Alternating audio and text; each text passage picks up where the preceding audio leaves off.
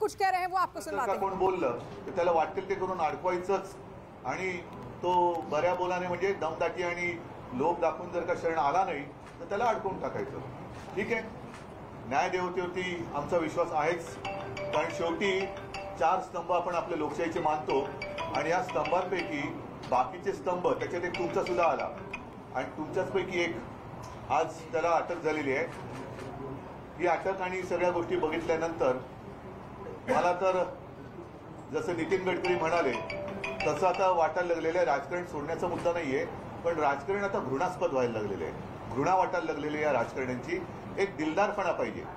तुम्हाला इतर पक्ष संपवायची जर का हौस असेल तर तुम्ही जनतेसमोर जा. जसे तुमचे काही विचार इतरांना विचार नाही आहेत तर तुमचं काम सोपं असायला पाहिजे. तुम्ही तुमचे विचार मांडा, ज्यांच्याकडे विचार असतील किंवा नसतील ते त्यांचे मुद्दे मांडतील आणि जो काही निर्णय आहे तो जनतेला घेता येईल, जे आजपर्यंत करत आले. अगदी काँग्रेस सुद्धा 60-65 वर्ष काँग्रेसने राज्य केलं. आज काँग्रेसची परिस्थिती बघितल्यानंतर लगेच जे कोणी सत्तेत बसलेले आहेत त्यांनी मोठमोठ्या बड्या मारण्यामध्ये काही अर्थ नाहीये. कारण हेही तुम्हाला सांगतो की मला एका गोष्टीचा नक्कीच एक अभिमान आहे की मी 2.5 वर्ष मुख्यमंत्री जरूर होतो, पण त्या 2.5 वर्षाच्या काळामध्ये माझ्या डोक्यात कधी मुख्यमंत्री पदाची हवा गेली नव्हती, ती मी जाऊ दिली नव्हती आणि मला त्याचा स्पर्शही झाला नव्हता. याचं कारण शिवसेना प्रमुख जे सांगायचे की या सगळ्या ज्या गोष्टी असतात, पदं असतील, सत्ता असेल, येते जाते परत येते, पण तू नेहमी लोकांची नम्र राहा. लोकांची नेहमी नम्र राहा. मी नम्र राहण्याचा प्रयत्न नेहमी करत आलेलो आहे.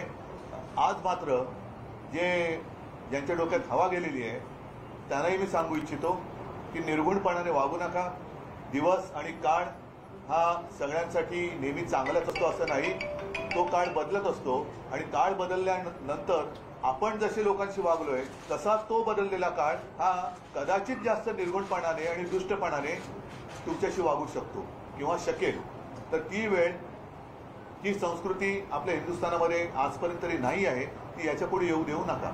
एकनाथ शिंदेनी असं काल म्हटलं होतं जेव्हा ते दौऱ्यात होते आता की जुन्या गोष्टी आहेत, मीही बोलू शकतो, अनेक गोष्टी. जाऊ द्या, त्याच्यावरती मी काय उत्तर देणार नाही. आमच्या केदारनी त्याला उत्तर चांगलं दिलेलं आहे. केदार दिघेने उत्तर दिलेलं आहे आणि मला त्याच्याबद्दल काय बोलायचं.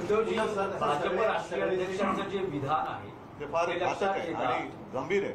ते लक्षात घेता प्रादेशिक पक्षांची एकजूट असावी यासाठी आता पुन्हा हा जो मुद्दा ऐरणीवर आलेला आहे, एकच हा महत्वाचा मुद्दा तुम्ही मांडला. प्रादेशिक पक्षाची एकजूट हा पुढचा टप्पा झाला, पण प्रादेशिक पक्ष संपवण्याचं जे भाजपचं कारस्थान आहे त्याची सुरुवात ही परवाच्या कोश्यारींच्या, मी राज्यपाल शब्द मुद्दा म्हणून वापरत नाही, कोश्यारींच्या उद्गारातून झालेली आहे. आणि आज नड्डा जे म्हणाले की सगळे पक्ष संपतील म्हणजे प्रादेशिक अस्मिता चिरडून टाकायची, हिंदूंमध्ये पुन्हा सांगतो हिंदूंमध्ये फूट पाडायची, भाषिक भाषा भिंती त्याच्यात उभ्या करायच्या आणि स्थानिक अस्मिता ही चिरडून टाकायची. म्हणजे मराठी माणसाला चिरडून टाकायचं आणि पुन्हा मराठी अमराठी असं राजकारण करायचं. स्वतःच्या राजकारणाच्या तुंबड्या भरून घ्यायच्या आणि आपल्या विरोधात जर कोणी असतील तर त्यांना चिरडून टाकायचं. असं हे भाजपाचं कारस्थान आता अत्यंत भेसूरपणाने जनतेसमोर आलेलं आहे. सर, एक प्रश्न असा आहे की ज्याप्रमाणे आपण प्रादेशिक पक्षांना ताकद देण्याची गोष्ट करता, ममता बनर्जी या ठिकाणी आल्या आणि सगळ्यांनी उद्धव ठाकरे की ये प्रेस कॉन्फ्रेंस आप देख रहे थे जहां पर संजय राउत की गिरफ्तारी को गलत उनकी ओर से ठहराया गया है. उन्होंने कहा कि राजनीति में बल का इस्तेमाल किया जा रहा है और समय बदलता है, शिवसेना खत्म नहीं होगी, ये उन्होंने कहा है. राउत की गिरफ्तारी पर ये प्रेस कॉन्फ्रेंस है उद्धव ठाकरे की, जहां पर उन्होंने इस गिरफ्तारी को संजय राउत की जो हुई है ईडी द्वारा उसको गलत ठहराया है. नफरत की राजनीति हो रही है ये उनका कहना है और हमारा वक्त आया तो हम आगे जवाब देंगे, ये उनका कहना है. हमारा समय आने पर सोचिए क्या होगा, ये उन्होंने कहा. नव्हता म्हणजे अगदी आपले पु ल देशपांडे, मी महाराष्ट्र पुरतं बोलतोय, दुर्गाबाई भागवत वगैरे हे सुद्धा साहित्यिक विचारवंत की त्यांना कळत होतं की अरे हे योग्य नाही चाललेलं आहे. त्यांनी परिणामाची पर्वा न करता त्या लोकशाहीच्या होमकुंडामध्ये उडी मारली होती आणि लोकशाही जिवंत ठेवली होती. तर मला असं वाटतं की एखादी गोष्ट म्हणजे जसं राष्ट्रपतींची निवडणूक असेल, आणखीन गोष्ट असेल, त्याच्यावरनं लगेच तुमचं ऐक्य होणार की नाही हे काही अवलंबून नसतं. आत्तासुद्धा वेळ गेलेली नाही म्हणण्यापेक्षा अजून वेळ पूर्ण आलेली नाही आहे, पण ती वेळ जाण्याच्या आधी किंवा वेळ येण्याच्या आधी देशातील सर्व राजकीय पक्षांनी म्हणण्यापेक्षा सर्व जनतेने विचार करण्याची वेळ आता आलेली आहे. हे जे सगळे प्रयोग होते त्यावेळी काही लोकांनी म्हणतो जेव्हा ईडीच्या चौकशा सुरू झाल्या की तुम्ही भाजपशी जुळवून घ्या. म्हणून मी म्हणतो ना, हमाममध्ये गेलेत ते, तो सत्तेचा फेस आहे त्यांच्या शरीरावर. तो फेस गेल्यानंतर मग काय दृश्य असतं ते मला बोलायचं नाहीये, तर ते कळेल. पण याच्यात मला मी पुन्हा सांगतो की जसं आता माझ्या बाजूला अरविंद आहेत, वायकर आहेत, सुनील आहेत, असे अनेक, म्हणजे कोणतरी एक दलाल बोललाय की आता यांना आमदार आणि खासदार शोधावे लागतात. एक दलाल कोणतरी बोललाय, दलाल आहे तो. तर आमदार आणि खासदार ठीक आहे, पण माझ्या बरोबर आहे ते दमदार आणि वफादार आहेत. उद्धवजी हाच होता की उद्धव साहब आप हिंदी में बताइए, आज का पूरा देश सुन रहा है जिस तरह से जेपी नड्डा जी का बयान आता है और कल जिस तरह से संजय राउत साहब को गिरफ्तार किया जाता है, आज आपने परिवार से मुलाकात की, आपकी क्या प्रतिक्रिया है इस पर? जैसे मैंने अभी कहा कि नड्डा साहब ने जो भी कल कुछ भाषण दिया है, क्या उसमें आपको प्रजातंत्र दिखाई दे रहा है? सिर्फ एक ही पार्टी, मतलब उनकी जो पार्टी है वही रहनी चाहिए और वही रहेगी, और बाकी सारे पार्टी, जितनी सारे पक्ष हैं, सारी पार्टियां हैं, वो खत्म हो जाएगी. आज तक हम मानते थे कि ये शतरंज, यानी कि मराठी में कहते बुद्धिबल, तो इसमें शतरंज नहीं है, बुद्धि का कोई ठिकाना नहीं है, सिर्फ बल वापरले जाते हैं, शक्ति का उपयोग किया जा रहा है. और अगर ऐसे ही आपका तरीका होगा तो मैं यही कहना चाहता हूं, जमाना एक रहता नहीं, सारे लोगों के लिए दिन जो है बदलते रहते हैं. अच्छे दिन, बुरे दिन, अच्छे दिन कब आएंगे वो बात अलग थी, लेकिन ऐसे लोगों के बुरे दिन तो जरूर आते हैं. और आप जैसे बर्ताव उस वक्त अन्य लोगों के साथ करते हो, शायद उससे बुरा बर्ताव उस वक्त जनता आपके साथ कर सकती है. तो मेरी विनती है कि जो भी विचार अगर आपके पास है, सोच आपके पास है, जनता के सामने आइए. हमारी सोच जो भी है हम जनता के सामने रख रहे हैं, आप भी सोच रखिए और जनता के ऊपर फैसला छोड़ दो. उसको प्रजातंत्र कहते हैं. जरा मतलब पूर्ण तरीके से उसे ही प्रजातंत्र कहते हैं. ये अगर आप ईडी, इनकम टैक्स, सीबीआई, तो फिर प्रजातंत्र कहाँ रहा? जितने हमारे सारे लोग गए हैं, मैंने कहा कि वो तो गए, उनके हमाम में गए हैं, हमाम में गए हैं वो. आप वो मजा ले रहे, लेने दो, लेकिन जब पानी बंद हो जाएगा तो क्या करेंगे? आपने हिटलर का एक एग्जाम्पल मेरे पिताजी ने दिया था, क्योंकि मेरे पिताजी, आप सारे जानते हो कि वो तो शिवसेना प्रमुख, हिंदू हृदय सम्राट, एक ही हिंदू हृदय सम्राट आज तक जो हुए वो है. और साथ ही साथ उनकी करियर की शुरुआत वो व्यंग्य चित्रकार थे, कार्टूनिस्ट. और डेविड लो ब्रिटेन के कार्टूनिस्ट है जो ओरिजिनल न्यूजीलैंड से आए हुए थे, उनको अपना गुरु मानते थे.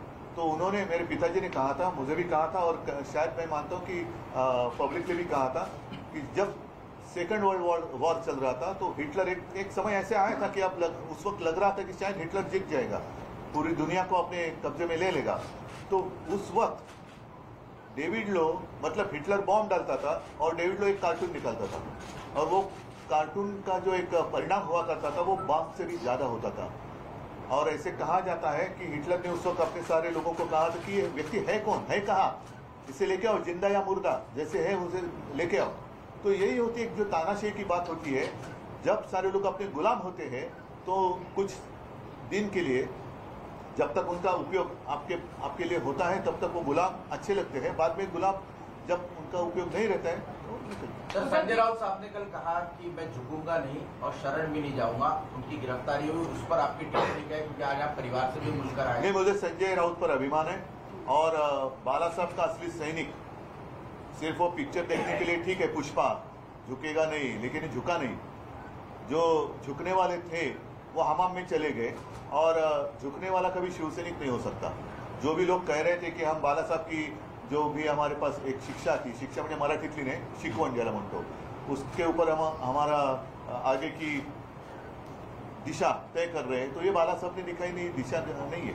उद्धव साहेब, एक प्रश्न असा आहे की आपण जे बोललाय की तो वेळ यायची आहे विरोधकांना एकत्र घेण्याची, यायची आहे ना, वेळ गेलेली नाही किंवा आलेली नाही. आता आपण मध्ये आहोत. आणि आता हे काल नड्डांचं जे भाषण आलेलं आहे ते फार घातक आहे की सगळे पक्ष संपतील किंवा आम्ही संपवू, असा त्याचा कंसातला अर्थ आहे.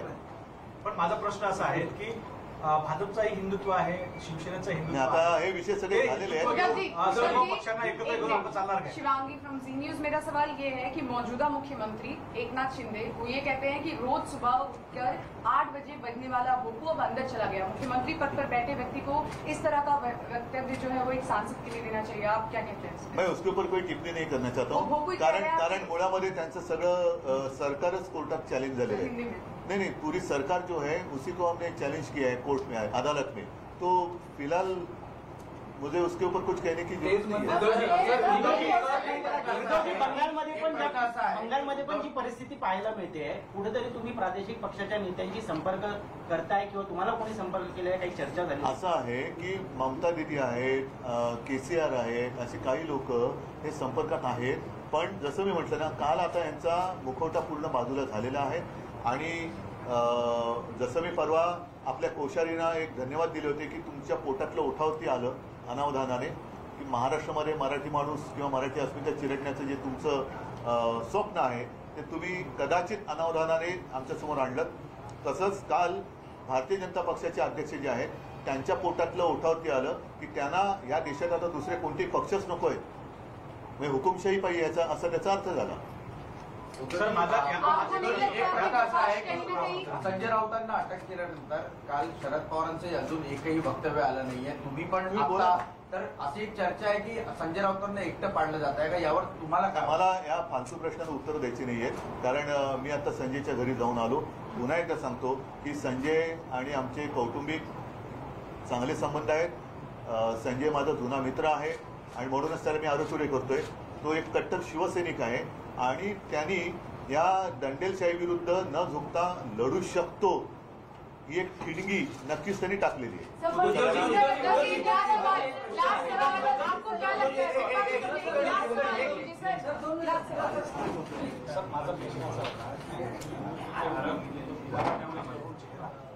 तो संजय राउत की गिरफ्तारी पर यहां पर उद्धव ठाकरे बोल रहे थे. उन्होंने कहा कि विरोधियों को दबाया जा रहा है, बल का प्रयोग किया जा रहा है, शक्ति का प्रयोग यहां पर किया जा रहा है और संजय राउत की गिरफ्तारी को उन्होंने गलत यहां पर ठहरा दिया है. उन्होंने कहा कि संजय राउत झुकेंगे नहीं, शिवसैनिक कभी नहीं झुकेंगे. उन्होंने ये साफ कहा और कहा कि समय बदलता रहता है. राउत की गिरफ्तारी पर ये बोल रहे थे, आपको बता दें समय बदलता रहता है, ये कहना है उद्धव ठाकरे का. नफरत की राजनीति हो रही है, बल का प्रयोग किया जा रहा है, शक्ति का प्रयोग किया जा रहा है, उन्होंने ये कहा. और संजय राउत की गिरफ्तारी को गलत उनकी ओर से बताया गया. हमारा समय आने पर सोचिए क्या होगा, ये भी इस बात का भी जिक्र उन्होंने किया. और विपक्ष को टारगेट किया जा रहा है ये उन्होंने कहा, विरोधियों को दबाया जा रहा है, ये संजय यहाँ पर उद्धव ठाकरे का कहना था. आपको बता दें कि आज ही संजय राउत की कल रात को देर रात लंबी पूछताछ के बाद 6 घंटे की लंबी पूछताछ के बाद उनकी गिरफ्तारी हुई थी, जिसके बाद एक बार फिर से सियासत गर्मा गई है महाराष्ट्र में. और उसी को लेकर संजय राउत की गिरफ्तारी को लेकर ये प्रेस कॉन्फ्रेंस यहां पर उद्धव ठाकरे की ओर से की गई थी, क्योंकि हमने अक्सर देखा है